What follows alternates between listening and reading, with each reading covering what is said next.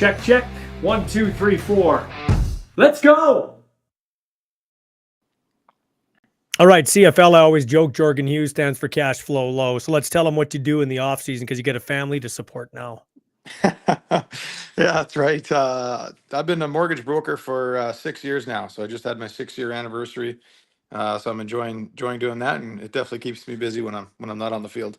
So your wife, does she decorate the tree or do you decorate the tree or is it together? She picked everything out and I helped her put it on. But she She did. generaled that one. Okay. Do you have a snowblower? We do. However, it broke down when we had that big snowfall. So didn't do us much good. So as we're talking right now, I just went outside and I have a snowblower, but I'm a sadistic guy. So I'll shovel. That'll be my workout. And I'm 52. I still feel grateful I can do it. But halfway through my driveway, I'm like, this is a stupid idea. So I just finished shoveling. Did you guys get a lot of snow in Saskatoon? We haven't got much. We're only supposed to get like 6 inches of snow, but I heard you guys are getting hit pretty hard. We're getting hit and it's really cold. Is it cold there too? Freezing. Do you ask yourself, why do I live here? Yes, almost every day. And then I say, well, it makes the vacations a little bit better. So Yeah, I'd that's true. I'd like to think we enjoy it more than the average person. Well, no bombs, no hurricanes, everything like that. And of course you want people to buy homes here. So you're going to say live here for sure. Exactly. Hey, Yeah. So you won the Jake Gadar Memorial or Veterans Award, which recognizes perseverance, leadership, community service. Where does that one fit in your list of accomplishments? It's right up at the top. Yeah, it's definitely at the top. I mean, the community work is something I've been doing for a long time since I started my very first rookie off season. I've been doing a lot of this stuff, and really, it hasn't changed.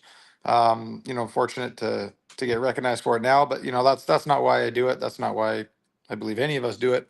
It's nice to get recognized, of course, but like I said, that's not what motivates us. So why did you get involved like that? Like what made you? Is that always something you had, the charity aspect? And if so, where did that come from? Yeah, well, my mom, has always worked. Like she started her career at the United Way, so she worked a long time there. She Okay. was a fundraiser, so I always knew giving back was a good thing. My dad always gave back and did things for, he was a cop and he did the call Cops for Cancer thing. So growing up, it was always just what you do. And then playing football, when I started, I always knew that I wanted to give back.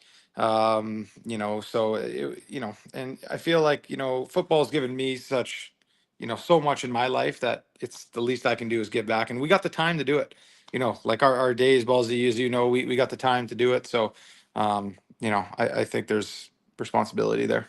My son is eligible for the draft this year, and he's excited that he may have a chance to play. But he said, Dad, it's like you got to really be a professional to be in the CFL, in the sense that you have to be a dedicated guy because you have a lot of free time in your hands, like you just said. Like a lot of guys aren't good with their time, and that's why they don't last a long time in the league. Do you agree with that statement? I couldn't agree more. And I always say when I go into these schools and I talk to people, and when you're chasing your dreams and stuff like that, every minute, every day, you make so many decisions, and everything you do, every minute you spend, it's either working towards your goals or away from your goals. I don't believe that there's an in between. It's like an escalator. It's going up or it's going down, but it's never staying the same. So, you're either going forward or you're towards your dreams or you're not. So, Yeah. gotta spend your time wisely. So talk about spending your time in the off season. I tried to get a hold of you a couple of days ago. Like, Ballsy, I've been swamped on hampers, this and schools, that. Talk about what you've been doing. Yeah, just a lot of work has been busy, but then Yeah. hanging out with the family and back with the little one, which is cool, and a lot of cleaning up after her. So we finished dinner about 45 minutes ago, and I'm still cleaning up the kitchen. So it was one of those bombshell nights where stuff just went everywhere. So Yeah. mopping the Yeah. floor, everything, the whole deal. So How lot old's of that. how old's the little one? 15 months. And the name again? Micaiah. Micaiah. So Yeah. how has your life changed? Like, how has your life changed? I know that it's changed like that, but the perspective you have. Yeah, I think you just look at everything through a little bit different of a lens. The things that mattered in my life and were always number one, like football being one of them. It's still very important, and I do everything and I prep the same and do all that stuff, but it's not the end all be all. There's so much more to life, and you have kids, and it's like you do anything for them, and it just opens your eyes and your perspective, like you said. And everything else is gravy. That she's her, and my wife are the two most important things. And, Yeah. it's pretty cool. It's pretty cool for sure. How long do you want to play this wacky game for yet? Well, I think, finish out this contract and then go from there. Mm, Make a tough decision. It's a family decision at this point, but I know Ken's always supports me and wants me to play as long as I want to play. mm. But there's more variables at hand now, and it's been 10 years. So, I'd like to think, win a Grey Cup, and we'll see after that. So is it harder to run down the field than it used to be? No, you know what? I feel better that way than I did my rookie year. The last 5 years, I've taken care of my body way better than I had my first five, and it's definitely paying off for sure. So I'm feeling good in that regard, running wise, feeling pretty healthy for the most part. Mm. You always got a few things. You play 10 years, you're going to feel something, but overall, I think I'm pretty happy with how I feel. You're a very integral part on special teams, obviously, but you're one of those. If you're on special teams, you're a ditch digger. You're the equivalent of a ditch digger. It's a job nobody really else wants to do. Okay. So, how do you feel when I say I like our game better because you have to do something with the football? Like in America, I spent 4 years watching college ball down there up close.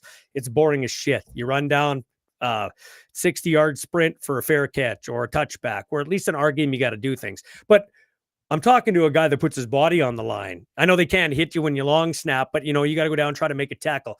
Do you like the fact that you got to do something on every play, or would you rather have it the other way, touchbacks and that type of thing? Yeah, well, they still hit me. They Okay. still coming. They still come after me. But no, I like our game. And when I had the opportunity to go down and try out for those NFL teams, I actually gained a lot more appreciation for the Canadian game. I just thought that the American game, it's fun. It's a billion-dollar industry that NFL is, but it's very generic. Everyone, you can knee down the ball with a minute 30, minute 40 left. Like it's up Mm. here. It's go grab your popcorn for the last 3 minutes. And I've always thought that if the NFL game adopted some CFL, rules, I think they could make it a lot more exciting. Yeah, let's just not tell them so that we have our own little game. How big a deal is it for you to be the longest serving member of the Saskatchewan Roughriders? You're the guy. Yeah, it's cool. I got to pinch myself every time I hear that. It honestly, you go from the rookie, the young guy, to the old guy like overnight. Like it's crazy. And I think, yeah, 10 years of my life, like that's a long time. But it goes by so quickly. But it is cool to say, and it is cool to have young people value your opinion because you've been around so long. Mm. So yeah, there's a lot of cool things that go with it. You're called the old guy, but I think the pros outweigh the cons for sure. Give me a thought on Logan Ferland. I thought he should have been the offensive lineman of the year this year. He just worked out for the Denver Broncos. He was your offensive lineman of the year, and I dare say your offensive MVP. Like the dude played center. He played every position but left guard this year, and he did that last year. Like what a Swiss Army knife. You know what? We don't have enough time to talk about all the good things that we could say about him. I think the world of him. I think that I want him obviously on our team, but I think he deserves to be in the NFL. I think that highly of him. He can play anywhere on the line. He's durable. He's built just the way you would build an O lineman. Very fit, strong, and has everything. He's the total package. Great guy off the field. I got to spend the day with him yesterday. I'm going to Prince Albert with him tomorrow to do some community work. I think the world. He's a pro's pro. Like he's got all his meals lined up. He was showing me this app. He weighs out everything. Like he's the real deal. And he deserves to be, in the NFL and doing all that. So we'll see if it happens. I sure think he deserves it, but there's a lot that goes into it. I talk to him regularly, but I wanted to give him a little bit of space. But in talking with him, did he get a good sense that his workout went pretty well there? I think it went well. Yeah, yeah, no, it went well. There was one other guy there apparently. He'd be able to comment more on that, Yeah. but yeah, I think it went well. Yeah. Yeah. Was that ever a downer for you? Because you did have a chance to play in the NFL and didn't. And, like a guy like Nathan Rourke, he wanted to play in the NFL. And I think his game took a dip this year because, when you don't reach the dream that you wanted. Was it a dream of yours to play in the NFL or that really wasn't? I mean, you want to play, but you know what I'm getting at. Yeah, I did. It was always the goal. I think, anyone growing up, I mean, I always wanted to be a Rough Rider. I Yeah. always wanted to play in the NFL. Like you want a lot of things. Yeah. Yeah. Yeah. Yeah. You can't have them all, but Yeah, no, I definitely wanted to play there. And when I was going through that kind of carousel, and I spent most of my time in St. Louis, but I knew what the end was going to be there. They told me ahead of time, we're sticking with Jake McQuaid. But if he goes down, then we know who our backup's going to be. And week 8 came around that first season in 2013, and he had to get some kind of surgery. I want to say it was a hernia or something like Yeah, that. And they said, get ready, we're going to need you for the last 8 games of the season. And I was fired up. I was like, okay, let's do this. Like, this is yeah. going to happen. And then he, what, credit to him, he just gutted it out, made it through the season, and had surgery right after. And that kept me waiting for a call. And Mm, but then I got called by Seattle and then Kansas City after that. And then mhm. once I got released from Kansas City, I was, it's probably the lowest I've been in my life. I was ready to quit football in general. It's tough. And that's why whenever I see these guys that come from our league and they go down in the NFL and they come back, they always seem a little different. Like, they just don't have the same fire. I don't know what the right word is, but it's almost like the wind's just been taken out of their sails a little bit, and it takes them a little bit to get back, get that traction Yeah, back. But I think that there's happened. something to it. I think that happened to Nathan Rourke. I really believe that happened to him this year. He didn't seem right, and almost every guy's been like that. The only guy that wasn't was Weston Dressler, and I think he only just went to the Chiefs and then he came right back. So it wasn't like he tried 3 or 4 teams. Right. Yeah. No, I would agree with that. Yeah, Weston didn't have any kind of drop off. He was still taking off. But no, I agree that it's almost like some kind of hangover or something. Yeah, There's that's a good way something to that put it. affects That's a good. everybody for the most part. Okay, lastly, let's talk about the team this year. Not often, Jorgen, and I sat on the plane and the buses with you, 6-12, 6-12. Not often do you go winless in 8 games and still get a home playoff game. Like, that was a wacky year. Yeah, it was definitely a weird year. You know, we had just so many injuries, and I can't figure it out. And we were doing everything the way you're supposed to, and it's just like we just had this crazy bad luck with the injuries, and Logan Ferlin playing every position, bailing us out. I don't think enough credit goes to that. The way the old line was able to keep going Mhm. and save us from our record could have been a lot worse given the circumstances. But it speaks to the guys we have on the team. Nobody panicked, nobody hit the panic button. We got great coaching staff. Yeah, I like our chances, and I don't. You look at the landscape of the West. I don't really see anybody getting better. But us. So we'll see. I mean, Yeah. talk Okay. is cheap, but I like our chances. Okay, lastly, I had Caleb Joseph, the former Blue Jay and Orioles catcher on Rogers Sportsnet on. I asked him his favorite Christmas gift back in the day. He played baseball, but said growing up in Tennessee, he wanted to be a hockey guy. I don't know why. He doesn't know why, but he always wanted to be a hockey guy. So he got like nets and stuff, and they played rollerblades. That was his best Christmas gift. Oh man, As a kid, Jorgen Hus, yeah. your best Christmas gift. Oh man, well the best one's probably the one you never got, but oh man, I gotta think about that. You Man, unwrapped it under the tree, and you're like, yes. Was it like a race car set? Was it a hockey stick? I guess I was never that happy. I was never that satisfied. I always wanted one of those, like when I was real little, I always wanted one of those, like those remote controlled Jeeps that you could actually sit in and drive around. Oh yeah, yeah, yeah. I asked for one every year and I never got it. And oh man, You have a I Jeep now, guess. Hughes? Sorry? You have a Jeep now? I don't know. No. Guess No, who gas is sells too guess expensive. guess who sells Jeeps? You This do. guy. So if you need a Yeah. Jeep, you come to Regina, and we'll work out maybe I should work out some sort of like deal with the long snappers don't generally get endorsement deals, but maybe we can work one out, eh? Yeah, we they're very few and far between. Yeah. Hey, buddy, Merry Christmas to you and your family. And can't wait to hear about your daughter playing with the box, because she's at the age where she'll play with the box. Right. The presents, It's open the yeah. presents and climb in a box. Hey, man, Yeah. appreciate it. Merry Christmas. Hey, Merry Christmas to you. Thanks, Ballsy. Awesome, man. That was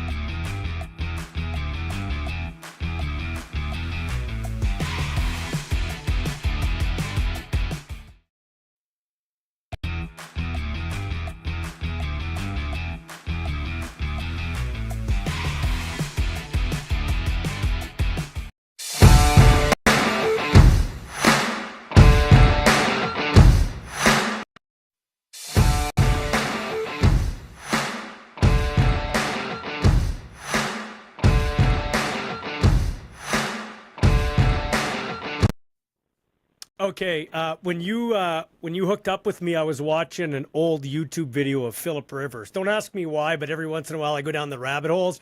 He was the ultimate trash talker and never swore once. When you played, either a teammate or a guy at the plate, who is the ultimate trash talker? Woo, I'll tell you, there were quite a few, especially when you're a 220 hitter and everybody else is hitting 310. They want to talk trash to that 220 hitter. Adam Jones comes to mind. He would just bury me. I mean, I would come back looking like an idiot at the plate, and he would just, "What are you swinging at, man? What are you doing up there? You look like my grandma," and all this kind of stuff. And I would just be in tears laughing and then thinking, wait, the joke's on me. I'm not part of the audience here. The joke's actually on me. Yeah. Man, there were some really good ones out there. Jones comes to mind. Mark Trumbo, a teammate of mine, just the driest sense of humor. And if you're not quick-witted, you might not even catch his joke. It's so quick, it's right over your head. But if you're paying attention, he's one of the funniest guys I've played with. But humor has to be involved in a Major League clubhouse. So many days, so much failure. You got to be able to laugh at yourself. But those guys that have it, man, they're unique and they're fun to be around. And does it get like, okay, you're competing with people, you want to beat them, they want to beat you, but does it get like, I watch these clips of Rivers jaw jacking his, the Raiders, which was the Chargers' big rivals, and the Chiefs and stuff. But at the end of the day, there's like some common respect, and even guys joke back and forth in the field. You get that in baseball too, I assume. Oh, yeah. David Ortiz was one of the biggest talkers. After he would miss a pitch, he'd be like, "Oh, come on, David. You got to hit that ball." He'd look back at me and say, "You better not throw that again. You better not throw that again," almost trying to, like, bait me into doing it. Yeah, there is this kind of common respect factor that lies, especially with the great ones. The really good players, they joke on each other way more than the average to below average guy going to take a shot at somebody who's way better than them. But then you look inside kind of your category, the backup catchers. I always like kind of joking with the backup catcher if he let one go through the 5-hole and, "Hey, man, you're going to owe the pitcher, steak dinner after that one." And he's, "Oh, I know, man." And it's more sympathetic joking than it is kind of getting on each other. But, yeah, the great ones, they go at it back and forth. They're just on a totally different level, and they actually rise to that occasion, and they can start to really do things against each other. Hey, you were a major leaguer, so I'm not poking fun at you, but you mentioned it goes through your wickets, okay? Was there a time that cost you a ball game? Like, does one come to mind where just like, oh, that's a gut punch? Yeah, there's always balls that get by you that tend to lead to runs, and I remember a game in Tampa, and a guy at first base, late in the game, we're winning by 1 run, and I had a ball go right through. I thought it was going to skip up. Tampa's surface is super unique in that they really moisturize and thicken the front part of the plate. And so you got to know that as a catcher, because if the ball is bounced right in front of the plate, typically those hit and ricochet up, hit you right in the belly, and then you're good. Drop to your knee, grab it, and go. But in Tampa, you really got to stay down because that ball likes to skid off of that really thick part in front of the plate. And so it was new. I was new in the league. Like my first year, ball went super short in front. I went to kind of go up to get it. It stayed low right through the wickets. Guy went to second base. Very next pitch, base hit to right field. That tied the game. We ended up losing in extra innings. And you always feel like, man, with a double play in order, you can't just give them a free 90 feet. And that's what I felt like I did. I was in position, but my glove was up. The ball went right under it. That led to a run. Those are what kill you as a catcher. You hate those. So Tropicana Field, staying in Tampa, got destroyed by that hurricane that went through there. So a unique situation here. They have trouble getting fans, but they might have real home field advantage now because they're playing in a spring park now. Yeah, it's funny you mentioned that. I actually saw Brandon Lowe not 5 minutes ago at a little kids event where the Grinch showed up. And I was asking him about that. I said, "Hey, like, what do you got on this?" And, it's one of those things that you do what you can. And I remember Toronto having to play in Buffalo during the 2020 season, couldn't cross the border. They made the best of what it was. And to be honest with you, they're not going to probably feel as big of a hit as, say, a Yankees or a Boston would, because there's only like 12,000 fans that go anyway. And that's about the size of a minor league stadium. They could be, in a sense, drained by the elements if they end up, playing in Tampa, which I think that's the latest is to play at Steinbrenner Field in Tampa. But it's such a sad thing for the Trot because as a lot of people hate that place, I actually loved it because the pressure was so low, because you knew you were going to Florida and you're climate controlled. I think the climate's going to play a big factor for a lot of these guys that playing outside in Florida. It is hot down there during the summer. Even at night, it's steamy hot. It's going to be interesting to see how their energy levels can keep up throughout the year. You mentioned Yankees. A, are you surprised Soto got the money he did, as much as he did? And B, are you surprised he kind of stays in the New York area but just goes to the Mets? Yeah, I'm not really surprised at the money. We saw Ohtani sign for a lot of money just 12 months earlier, it seems like, and you just knew the buzz around Soto was so heavy. And the question is, does one guy actually deserve that? Well, I guess he does because someone's willing to pay for it. And he's just such a threat on offense. It would be nice if he was a better defender. It would help me justify it a little bit more. I am not surprised that he got that money, and I'm not surprised that he went to New York. In 2021, I was in spring training with the Mets, and this was Cohen's first year owning the Mets, and I watched him go into the clubhouse in spring training. We're not talking about the 26-man team in New York at Citi Field. We're talking about spring training where there's like 150 guys. He walked around to every single player and said, what do we need to do to win a championship? He even came up to me and asked me the same question. I'm just a nobody, non-roster invite trying to make the club. He looked me right in the eye and asked me, and obviously I didn't have any answers because I was brand new there, but it was obvious that he wanted to win, and you knew that being so close to New York as Citi Field, Queens is, and Flushing is to the Bronx, that he was watching that and seeing the newspaper every day, and he put his finger on his guy, and you knew he wasn't going to be outbid. I like it. I love it for baseball. I like it for the little Met-Yankee rivalry. I think it's great when those two teams are super competitive, but it'll be interesting to see how this contract plays out over the years because he is sort of one-dimensional. Bellinger gets traded, though, so they try to make up for that a bit. Yeah, and he's perfect for Yankee Stadium. He likes to pull the baseball, obviously that short porch in right field. And if you're a Yankees fan, you love that they kind of counterpunched right away. They're not waiting for the perfect contract. They knew that if they did not get Soto, they would need to pivot. They obviously picked their guy in Bellinger, went out and paid a little bit of a price for it, and they are on the hook next year for, I think it's $25 or $26 million, a player option if he decides to pick that up. But he is another lefty bat in that lineup to kind of complement Stanton, Judge, that kind of fills somewhat of the void that Soto leaves. I will say, if they get a huge upgrade in a right-handed bat, maybe at first base, if somehow they're able to kind of pry Alonso away from what I think is an inevitable return to the Mets or a Christian Walker. Now you're talking about two bats trying to make up for the one in Soto that they lost. They're trying to do things, and of course signing Max Fried is a huge plus for them. That kind of amps up their run prevention some more, so they might be able to get away with just a little bit less offense knowing they signed Max Fried into a big deal, putting a lot of pressure on other offenses. I watched this Crochet guy last year because my Padres were kicking the tires for a long time and didn't end up getting him, but he goes to the Red Sox from the White Sox. Just your thoughts on the Sox trade there. Yeah, well, it shows the value of having a farm system where they have prospects that other teams covet. Your team, the Padres, they've been doing this for years. They draft so well that they're able to make big splashes because other teams want their prospects. The Blue Jays, they can't really say that, which is why they're having such a hard time acquiring players because they might covet them, but the other teams don't feel as highly about them as they do. And so good for the Red Sox. They needed to go out and get an ace, much like the deal they made, I think it was 10 years ago today, with the White Sox to bring Chris Sale over. That helped kind of change their franchise a little bit. Makes you wonder if Crochet is going to bring that same type of energy.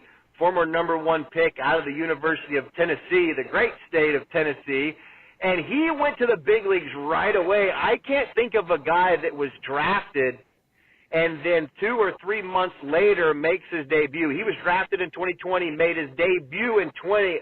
Last person I could think of is Nolan Ryan that did that, and I could even be wrong about that. Remember, I'm a catcher and I have scrambled eggs for brains, but he is an impact arm, and the Red Sox were able to get that. They needed that desperately. They're making noise. The Yankees are making noise. Where's the Blue Jays? Obviously Tampa. They're just going to pitch. But the East is beefing up. I had a general manager one time say, you don't rebuild in the East, you reload. And so far, 2 out of the 5 teams have reloaded. Yeah, so what are the Jays going to do? Like, what are you seeing for the Jays? Well, they made a trade for a defensive wizard. Which, hey, look, defense is always needed. It's always wanted. I really think that they're hoping that Jimenez can get back to that 800 OPS type player that he was, because right now the glove isn't going to justify the average annual that he is owed. And I think there's 5 more years on this deal. It's a big deal. I wonder if that deal also is a potential stopgap for a Bo Bichette trade or a Bo Bichette leaving in free agency. That might be the way that they justify it, that if they lose Bichette at any point in the next 6 to 12 months, they have their in-house replacement, so to speak.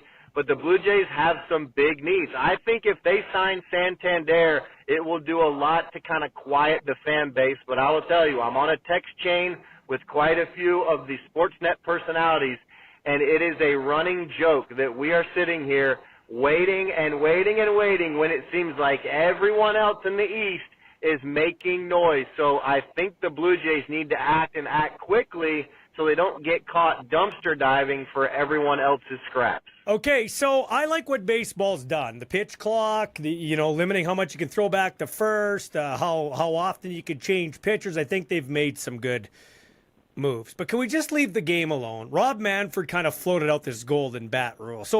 And we don't know exactly what it's going to look like. But here's a supposed, okay? Suppose the Blue Jays are playing the Dodgers, and Caleb and I are on the Blue Jays, and it's my at bat. Okay, I'm a 205 hitter. It's my at bat in the top of the 9th, and there are 2 guys on, and I'm due up, and you just batted last inning, but you're our big hitter. 1 golden bat rule per game. And no, bullshit. Ballsy, you sit down. We're bringing CJ back to the plate. Caleb's coming back to the plate. Now you're smiling like a butcher's dog because, hey, feeling good. I get the bat again. They think a lot of me. But at the same time, this isn't reality TV, Caleb. Like, what do we do now? Are we putting pools of water out in the outfield and they have to run around the pools of water? Are they getting hit with those foam bats while they're trying to catch the ball? Like, exactly. It's ridiculous. Exactly. Imagine a hockey team, let's say it's the Edmonton Oilers, getting a penalty and getting their golden rule. Instead of a penalty, they get to put Connor McDavid out for a shoot for a some sort. Yes. Some sort of free breakaway. I mean, come on with this. Like, Steph Curry gets a free 3-pointer whenever they want. Like, get out of here with that. That is the biggest load. That is the stupidest thing I've ever heard in my life. Video games don't even let you do that. But we're going to try it in real life. Get out of here with that. Stop. You've already made your impression on the game, okay? Stay out of it. What I want baseball to do, instead of worrying about some golden rule, is to figure out why it seems like 50% of pitchers are getting Tommy John. Go figure that out, and then we might consider this stupid golden rule. But I would love for them to really put those minds, those great minds, into figuring out how to keep guys healthy that work their whole lives to get to the big leagues and throw 150 miles an hour, and then they blow out and you never see them again, instead of trying to figure out how to get Shohei Ohtani up in the big moment so he can win the game. Enough with that. That will never pass. I think you'll see AI figures playing the game before there's a golden rule. Yeah, okay, I agree. And with that, I said the pitch clock, okay? You mentioned guys blowing out their arms. Do you think that has something to do with it, speeding up the pitches, speeding that up? It possibly could. I do know that it took a while for those players to adjust to that sort of pace. But for me, a lot of that is mostly just conditioning of kind of cardiovascular type conditioning. These players, they know how to air it out. They can kind of air it out whenever they want. They're used to that. But for me, it's all about how they're evaluated. And this is the problem with baseball is pitchers are evaluated by how much whiff they induce. Well, what creates whiff?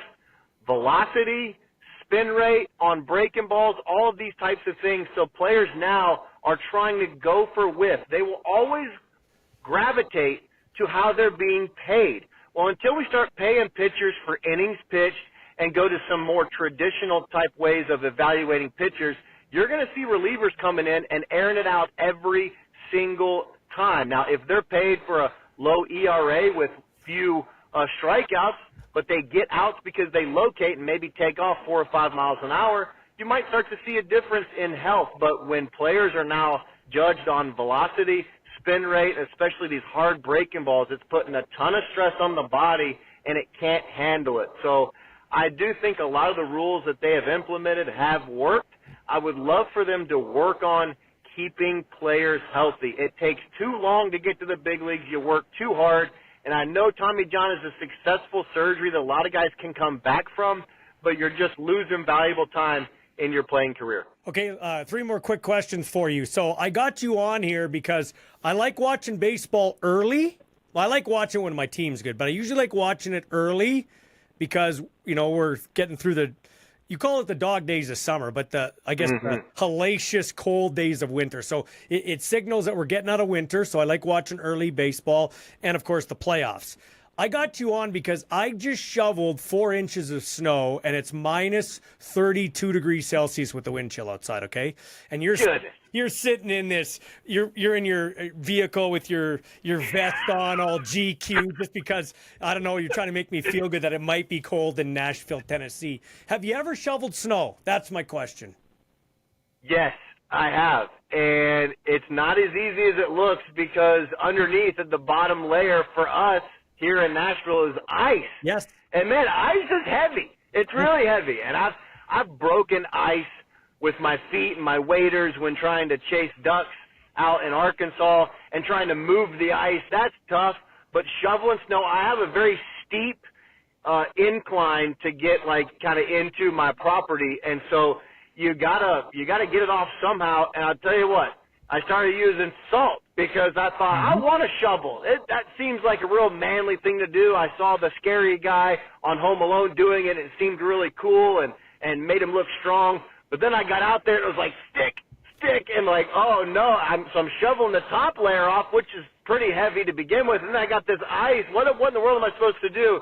But yeah, nothing compared to what I guarantee you are dealing with right now. And I got a brand new snowblower, but to get it out of the garage, to do all this stuff, I'm a sadistic man. I'm like, you know what? This is a workout for me. I'm 52. I'm grateful I can still do this stuff. But halfway through, I'm like, I'm fucking stupid. Okay, they'll get the heart rate up for sure. Oh, for sure. Okay, 2 more questions for you. Any Christmas traditions in your household?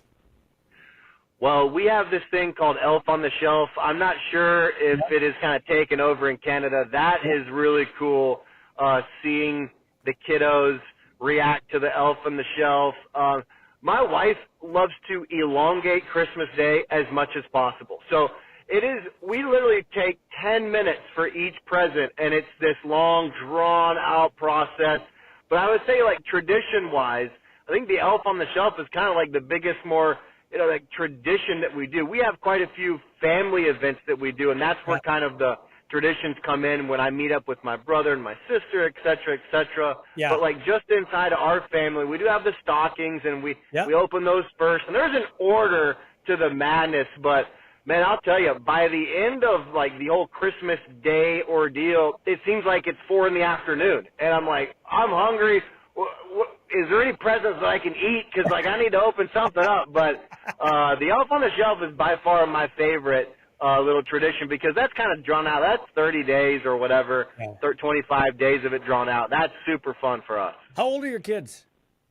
9-year-old, 6-year-old, and almost 2-year-old. Oh, my God. So you got arranged. So you stay up late to get everything arranged for Christmas morning, and then you get up early, right, to open the gifts, right? Oh, boy, sunrise, they're ready to go. Oh, yeah, it's one of those. It is a very long day, but, it is so worth it to see the smile on their faces. And this 2-year-old, He has had a couple out of town gifts come in, and they've wanted to do it early, so we've kind of let him. And he's just at the age where he's learning that opening and the surprise, and he gets it now versus the whole like, here, buddy, and you open up just a little bit and you end up pulling more, and he has no idea what's going on. He's now at the age where it's like the anticipation of opening, so it's almost like starting over again. It's going to be really fun. We're excited about it. Okay, lastly, what's the best Christmas gift you ever got? Not in your whole life, because I don't want to, like, for me, it would be my son who turns 23 on December 23rd. But as a kid coming up, like, was it a baseball glove? Was it a bat? Was it a toy car? What was your favorite gift? Yeah, awesome question. Man, I got to go way back. So my favorite sport in, like, growing up really was hockey. But we didn't have a hockey team until 98, and I was 12, and it was too late to really pursue that. Wait a minute. I love that. As a Canadian, I love that. But how the hell was hockey your favorite sport? No idea. I just love the hand-eye, the fast-paced nature of the sport. And we had rollerblades, and we played roller hockey outside. Okay. There was like 8 of us in a circle that lived in a little U-shaped circle. And after school, nothing had to be said. We just strapped on the gear, we strapped on the rollerblades, and went out, and we played till dark every single day. And I think one of the coolest gifts we got, because we were playing makeshift goals, dumpsters, turned over or whatever. That is what you miss, and it's like it goes forever. We ended up getting this like rink type setup that felt so big league to us. It was plastic, and we put some weights on the bottom, but we got these plastic nets, plastic bars. With nets on the bottom. We had kind of an outskirt around it, so if we missed, it hit the wall, and we had made like a makeshift hockey rink in the street. Now, granted, we shut down traffic for 3 hours every single day, but they didn't care. They loved it. They would park down the street and then walk back later. But it was the greatest gift ever. Goalie pads, we had everything. We had the full setup. We had a rink, we had goalie pads, we had goals. We thought we were big time. And I think it was like 12 or 13 years old. That's how old I was. But I remember that vividly because we used it so much that by the end, all of that equipment was totally destroyed. It was a great gift. I'll never forget it. And I'm hoping one day, soon, my son begs me for an outdoor roller rink type setup, and I'm going to do it big. Hey, so here's what I'm going to do. Here, because I'm pretty sure you don't have this in Tennessee. I'm going to mail you mini sticks, right? 2 mini, like the mini sticks, with a ball, like, so you have to get on your knees, and I'll get you a little net, like it's a little net, so Dad will have to be goalie, like I did with my son, clear all the furniture out, play in the basement or whatever, and you and your son can play little mini sticks. Serious, I'll send you some. I love it. Have at it, because I want to play hockey. Forget baseball. Hockey. Hey, man. Love a little shinny. Hey, Merry Christmas to you, buddy. Thanks. You too. Have a great one.